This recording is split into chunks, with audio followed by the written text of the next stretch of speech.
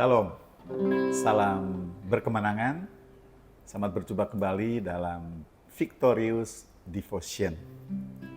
Bagaimana hari-hari yang sudah kita lalui? Pasti ada kesaksian-kesaksian indah di mana Tuhan bekerja di dalam hidup kita, menopang dan menolong. Hari ini kita akan kembali datang pada Tuhan, kita mensyukuri kebaikannya, dan kita datang padanya, biarlah kita semua mendapatkan kekuatan baru daripadanya. Sebab hanya dari Dia saja kekuatan untuk kita menjalani hari-hari hidup kita. Mari bersama-sama kita memuji nama Tuhan. Kekuatan di hidupku. Kekuatan di hidupku, ku dapat dalam Yesus. Amin. Dia tak pernah tinggalkanku, setia menopangku, berseru berharap dalam Yesus.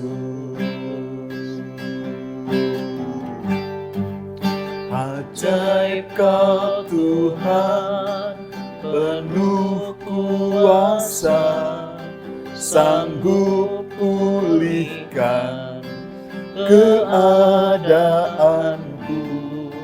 Dalam tangan-Mu seluruh hidupku tak akan goyah selamanya.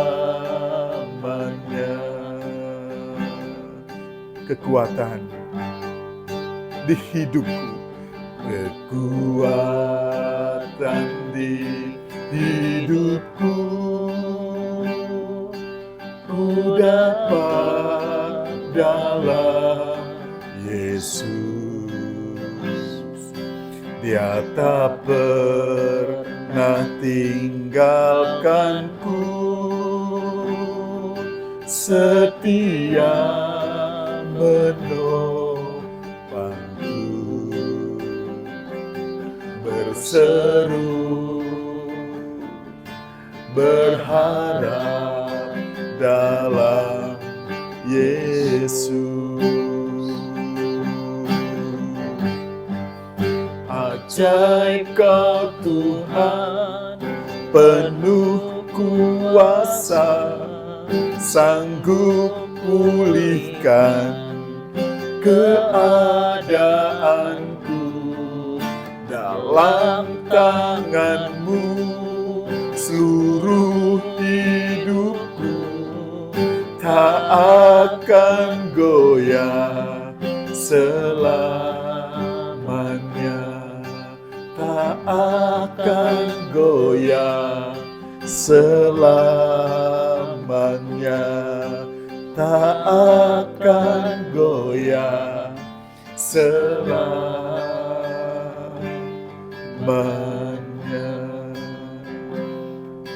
Engkaulah kekuatan kami Tuhan, tiada yang lain, hanya Engkau satu-satunya kekuatan di hidup kami, hanya Engkau saja. Haleluya, haleluya. Kami tak andalkan apapun dan siapapun. Kami tak harapkan apapun dan siapapun. Hanya Engkau saja Tuhan, andalan kekuatan kami. Hanya Engkau saja kekuatan satu-satunya dan selamanya. Terpujilah nama-Mu Tuhan.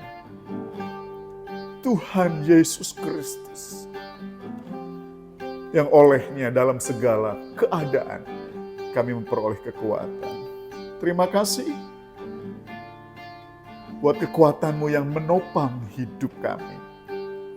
Buat kekuatan-Mu yang membuat kami mampu berkemenangan dari hari ke hari sampai hari ini. Kami percaya kekuatan-Mu terus akan menjadi kekuatan kami untuk kami terus berkemenangan sampai pada akhir perjalanan hidup kami. Terima kasih Tuhan. Terpujilah nama-Mu selama-lamanya. Kami mau bersama-sama mendapatkan kekuatan daripada-Mu melalui kebenaran firman-Mu. Sampaikan ya Tuhan, supaya kami menjadi kuat oleh firman-Mu. Kami sambut firman-Mu di dalam nama Tuhan Yesus Kristus. Amin. Puji Tuhan, saat ini kita akan kembali mendengar firman Tuhan dan kita akan merenungkannya. Karena firman-Nya menjadi kekuatan bagi hidup kita. Kita tahu bahwa iman kita timbul dari pendengaran akan firman Kristus. Jadi iman yang bertumbuh sehat tentunya, iman yang kuat, iman yang bersumber dari firman Kristus. Banyak yang kita lihat dan banyak yang kita dengar, seringkali membuat kita khawatir, kita cemas. Peristiwa-peristiwa yang kita alami seringkali juga menggoyahkan pendirian kita, menggoyahkan ketenangan kita, menimbulkan rasa khawatir dan kecemasan. Kiranya firman pada pagi hari yang kita baca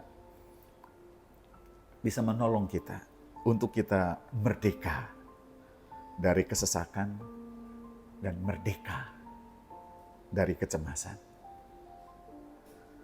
Saya baca dari Mazmur 107 ayat 4 sampai ayat yang ke-9. Ada orang-orang yang mengembara di padang belantara. Jalan ke kota tempat kediaman orang tidak mereka temukan. Mereka lapar dan haus, jiwa mereka lemah lesu di dalam diri mereka. Maka berseru-serulah mereka kepada Tuhan dalam kesesakan mereka, dan dilepaskannya mereka dari kecemasan mereka. Dibawanya mereka menempuh jalan yang lurus, sehingga sampai ke kota tempat kediaman orang. Hidup adalah perjalanan. Ya, perjalanan yang sesungguhnya. Walaupun dalam hidup ini kita juga melakukan perjalanan, tapi hidup itu sendiri adalah perjalanan. Dari dunia fana menuju kekekalan. Tapi dalam hidup ini kita secara fisik, kita melakukan perjalanan. Di dalam ayat ini, dituliskan ada orang-orang yang mengembara. Ya, hidup memang seperti pengembaraan ya, di padang belantara. Jalan ke kota tempat kediaman orang tidak mereka temukan. Ayat ini bisa berbicara tentang kenyataan ada pengembara yang demikian. Sampai-sampai mereka tersesat di padang belantara dan mereka tidak kunjung menemukan tempat kediaman orang. Dan apa yang terjadi? Pasti mereka lelah, haus, lapar. Bukan saja secara fisik, tetapi juga secara jiwa, secara batin, menjadi lemah, menjadi lesu, menjadi takut, menjadi cemas. Mazmur ini tidak sekedar menceritakan perjalanan dari sebuah tempat ke tempat lain. Tapi Mazmur ini juga bisa bermakna sebuah perjalanan rohani orang percaya yang bisa saja mengalami keadaan seperti yang digambarkan pada ayat yang keempat. Mengembara di padang belantara. Hidup seperti sebuah perjalanan yang melelahkan. Yang isinya kegersangan, panas, terik. Yang menyengat, yang menyakitkan. Lelah, haus, lapar. Dan tak kunjung bertemu dengan orang. Terkadang kita merasa seperti itu. Tuhan izinkan kita berada seperti di padang belantara. Memang ada di sekitar kita orang-orang. Tetapi mereka tidak berbuat sesuatu pun kepada kita. Ada orang-orang di sekitar kita. Tapi tidak ada sesuatu pun yang kita rasakan yang mereka perbuat kepada kita.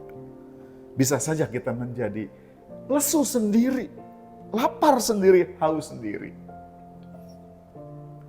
Banyak orang Kristen dalam keadaan seperti ini menyalahkan orang-orang di sekitar. Mengatakan mereka tidak peduli, mereka tidak mengasihi. Tapi bisa saja keadaan seperti itu diizinkan Tuhan. Orang dibuat Tuhan berdiam diri kepada kita. Tidak menyapa, tidak menyatakan kasih, tidak menolong. Karena Tuhan ingin mengetahui kepada siapa sesungguhnya kita menaruh harap. Kepada siapa sesungguhnya kita percaya. Sudah tentu Tuhan berharap kita hanya menaruh pengharapan kepada Dia. Karena hanya Dialah yang mampu memberikan kemerdekaan yang sejati, yang sesungguhnya kepada kita. Kalau ada orang-orang yang menyapa kita dengan ramah, menolong kita dengan tangannya, dengan kemampuannya, kita harus pahami, itu adalah sarana Tuhan. Tuhan yang membuat mereka bertindak menolong kita. Sehingga perhatian kita tidak teralihkan kepada apa yang dapat menolong kita, kepada siapa yang menolong kita. Sekalipun realitanya kita mendapat pertolongan dari orang, tetapi arah perhatian kita tidak boleh beralih dari Tuhan kepada orang. Karena hanya Tuhanlah sesungguhnya yang memerdekakan kita dari kesesakan-kesesakan yang kita alami, dari kecemasan-kecemasan yang kita alami. Situasi di sekitar, situasi yang kita alami, bisa situasi, keadaan yang menyesalkan. Kita di dalamnya mengalami kecemasan. Cemas akan keadaan kini, cemas akan keadaan hari esok. Logika kita mengukur hari ini, logika kita mempertimbangkan bagaimana hidup di hari esok. Dunia begitu terasa sempit, bernapas terasa sesak, menghadapi hari esok penuh dengan kecemasan. Tetapi di dalam Mazmur 107 ayat yang ke-6 saya baca ulang. Berseru-serulah mereka kepada Tuhan dalam kesesakan dan dilepaskannya mereka dari kecemasan mereka. Lalu luar biasa, dibawanya mereka menempuh jalan lurus sehingga mereka sampai ke kota, tempat kediaman orang. Jalan lurus adalah jalan yang benar. Jalan lurus adalah jalan keluar. Jalan lurus adalah jalan kemerdekaan. Jalan lurus adalah jalan kelegaan. Keluar dari kesesakan. Jalan damai sejahtera. Terlepas dari kecemasan. Apapun keadaan kita saat ini, mari kita berseru kepada Tuhan. Amin untuk firman Tuhan. Mari kita berdoa. Terima kasih Tuhan. Engkaulah yang telah memerdekakan kami dari kesesakan yang kami alami di waktu-waktu lampau. Juga di waktu-waktu kini. Juga di waktu-waktu mendatang. Terima kasih Tuhan. Engkau yang memberikan kami dari kecemasan-kecemasan yang kami alami. Di waktu-waktu lampau. Di waktu sekarang. Dan di waktu mendatang. Karena sumber kekuatan yang membuat kami merdeka dari kesesakan dan kecemasan hanya Engkau saja. Biar Tuhan melawat setiap kami, melawat setiap umat-Mu, melawat keluarga kami. Biar hari ini kami mengalami kemerdekaan dari kesesakan, dari kecemasan. Biarlah hidup kami terus mengalami kemerdekaan dari kesesakan dan kecemasan. Dan biarlah setiap orang yang berseru kepadamu, kepada Yesus Kristus Tuhan, mengalami kemerdekaan dari kesesakan, dari kecemasan. Terima kasih Tuhan, terpujilah nama-Mu selama-lamanya. Kami peroleh kelegaan, kemerdekaan dari kesesakan dan kecemasan sekarang dan sampai selama-lamanya. Dalam nama Tuhan Yesus Kristus, kami bersyukur dan berdoa. Amin. Terus dimerdekakan dari kesesakan, dari kecemasan. Dan terus di dalam Tuhan. Salam berkemenangan.